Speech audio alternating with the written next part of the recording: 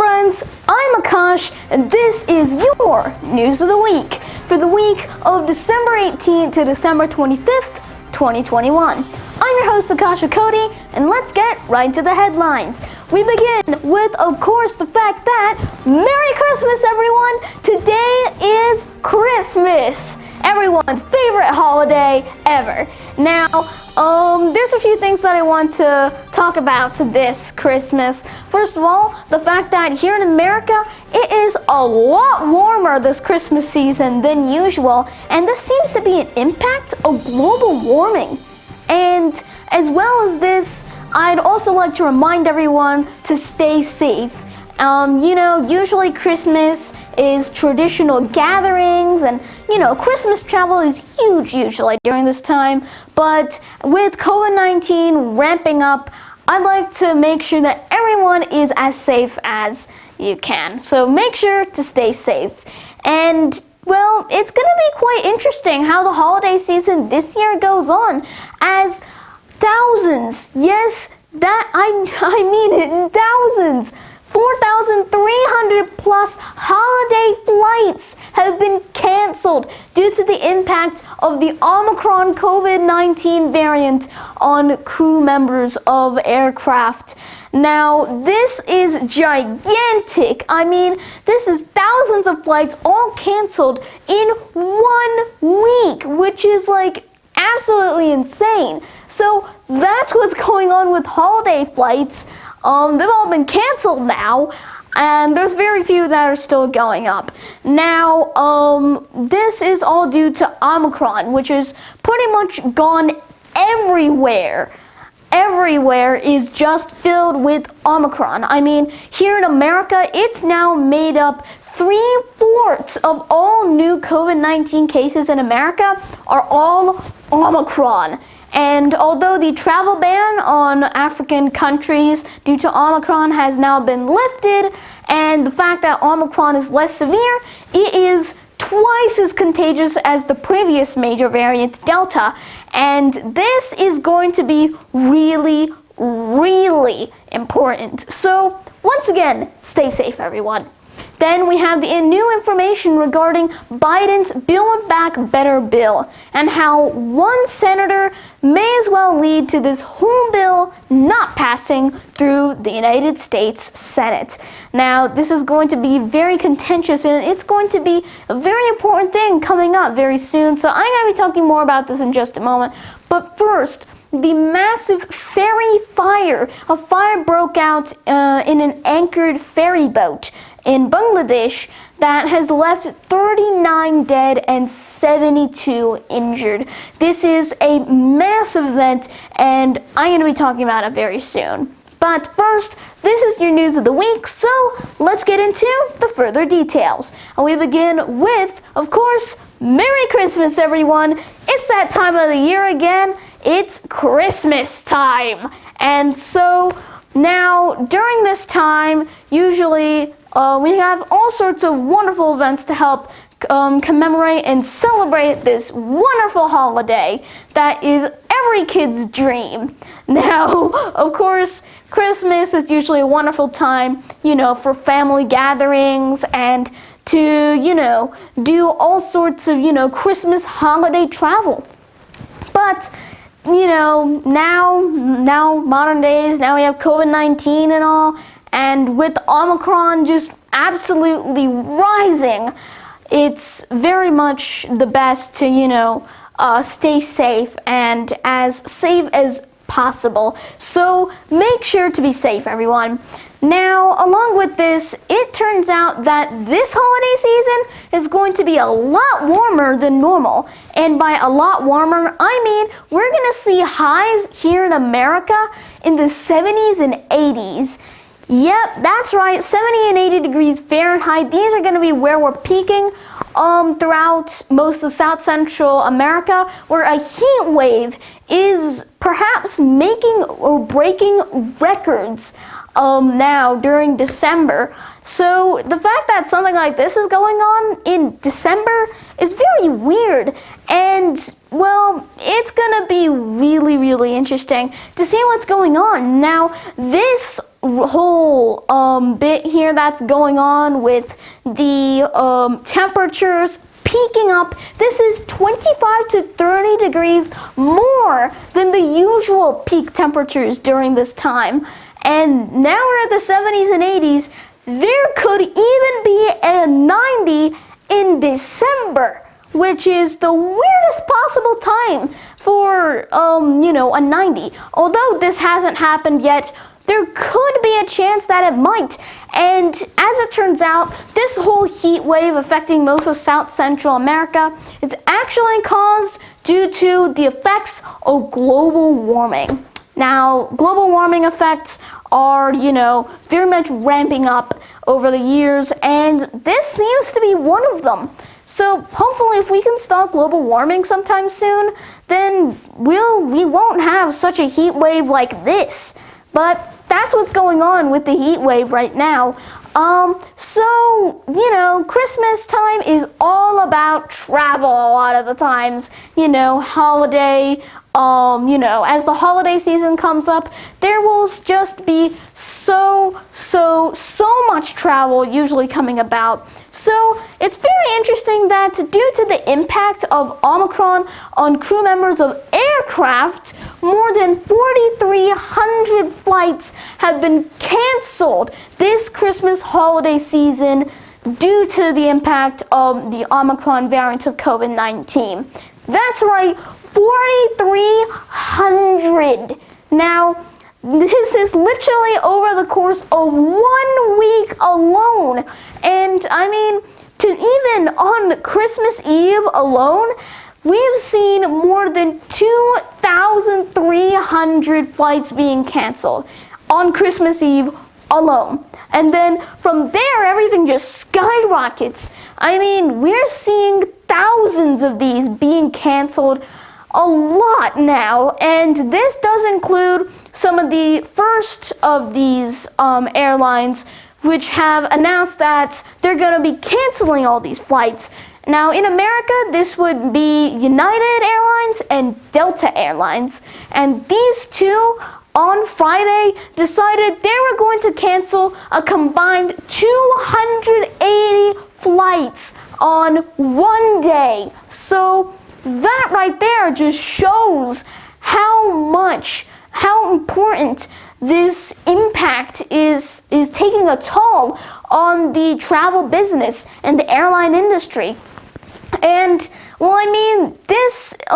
reason why United and Delta specifically did this is because they were going to attempt to try and make sure that due to the shortage of the crew members that they had due to all the COVID-19 restrictions, they just couldn't do it. They can't just, put up all these holiday flights right now. So they decided that they were going to call it quits for the holiday season and put up a cancellation for all of them. So that's what happened. 4,300 flights worldwide have all been canceled because of Omicron. And Omicron is the most dangerous COVID-19 variant yet. It might as well actually be a lot more milder compared to Delta and whatnot, but this is actually the most contagious variant of COVID-19 yet. And yeah, I mean it. This is twice as contagious as Delta is. And there is actually a very good chance that someone could get reinfected with COVID-19, with Omicron, and especially with this, now it seems that the chances of, someone being prevented from getting Omicron by 3 doses of a COVID-19 vaccine, the efficacy of the vaccine against Omicron is 50 to 80%. Yeah, it's not great, but in some countries, the situation is actually getting better. South Africa, which is one of the first countries Omicron spread to, has made a surprising recovery, and cases just dropped as much as they had increased just a little while before. And citing this, the United States is planning that they're going to be releasing the travel ban of the 7 Southern African countries due to the COVID-19 Omicron. They're planning that they are going to be releasing this travel ban roughly next week. So that's going to be happening with the travel ban on Omicron. Restrictions have mostly been lightened here and there. However, in the United Kingdom, we are seeing record infections. I mean, 122,000 new infections every single day in Britain. It is insane out there. And now here in the United States, Omicron ends up making up pretty much over 3/4 of the total new cases here in America for COVID-19. This is absolutely going everywhere, and it's super important that we need to stay safe. Now, for the past few months, President Joe Biden and his administration have been working on a brand new bill that is going to be bringing America back up to speed. And this bill is called the Build Back Better Bill. And in this video, I'm going to be talking about everything that you need to know about the Build Back Better Bill. So let's take a look. So this Build Back Better Act is pretty much a bill that's being currently in U.S. Congress, whose goal is to implement some of the election promises of President Biden, and also to implement some of the practices that he called for in his Build Back Better plan. So this Build Back Better bill managed to pass 220-213 in the House of Representatives, and now from here it's going to the Senate, and this is the very contentious part. So this bill is going to be doing various things. For example, universal pre-K. It's going to help make America a greener place. And, it's pretty much going to make America a better country. This was, of course, the plan that President Biden had in mind for the Build Back Better bill. And so he'd set all this up, and the total cost was going to be $3.5 trillion. Yes, it is massively expensive. So after a little bit of negotiating, the price was reduced down to roughly $2.2 trillion. But one U.S. senator from West Virginia, Joe Manchin, opposed this, saying that he wanted it to be $1.75 trillion, and that if this wasn't met, then he would be going against this bill. And this is vitally important now because, well, you'll see. Because right now, the current state of this is that pretty much at this point, $1.75 trillion was what Joe Manchin was wanting this bill to meet. And eventually, Joe Manchin was like, you know what? This isn't working out. I am opposing this bill. And this is where things start to go very, very wrong. And to explain why, I'm going to have to tell you why Joe Manchin opposing this bill is such an important thing. Now, the current system, as of right now, in the Senate, is that there are 100 seats. And right now, there are 50 Republicans, there are 48 Democrats, and there are 2 independents who side with the Democratic Party. Really, what the current situation in the Senate means is it is literally 50-50. It's an even tie. So how do you go about resolving this tie? And well, this is how it works. So for any bill to be passed through the U.S. Senate, you're going to need a majority of 50 or more, or 51 if the current government is opposing. So in this case, Republicans would currently want 51 votes in total to win, but otherwise, if the Democrats can get 50 votes, then that means that what's going to happen is that everything ties and it gets sent to the chairman of the Senate otherwise known as the Vice President. And the Vice President is, of course, Kamala Harris, who, as of now, sides with the Democratic Party, so her vote is going to be in favor of the Democratic Party. In the case of the Build Back Better bill, this means that if it ties, then it goes to Kamala Harris, and she'll pretty much vote yes, which means this bill will pass. And so, this is the very interesting part. Because the current situation in Congress, or in the Senate, is 50-50, this means, yes, that's right, every single Democrat senator has to do the same thing and vote the same way. If they lose even one, then it's over. The Republicans will gain the majority, and then they're going to be able to win, and the bill will not pass. And so, that's why this is so important. Now, Joe Manchin, the Democratic senior senator from West Virginia, he's now saying, well, I'm opposing this bill. And guess what that means now? Well, that means the Democrats are losing a vote, which means the Republicans are going to win. And so this is now a very important thing.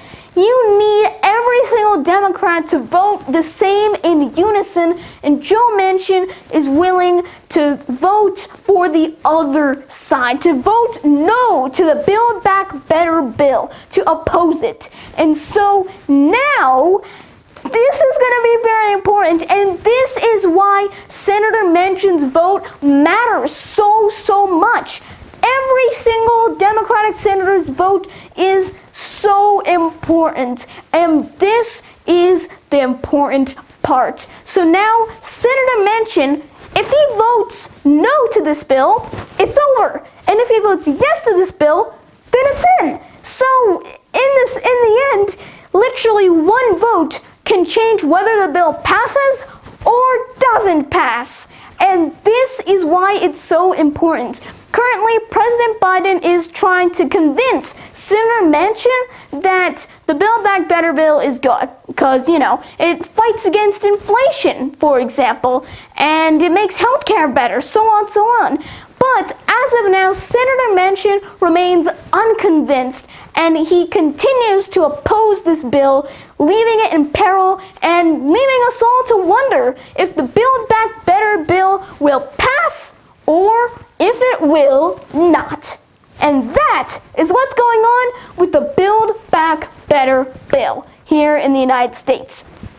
So, with that out of the way, let's take a look at our last story of the week, which is a massive fire on an anchor ferry boat in Bangladesh in the city of Jalakati, which has left at least 39 people dead and 72 more injured.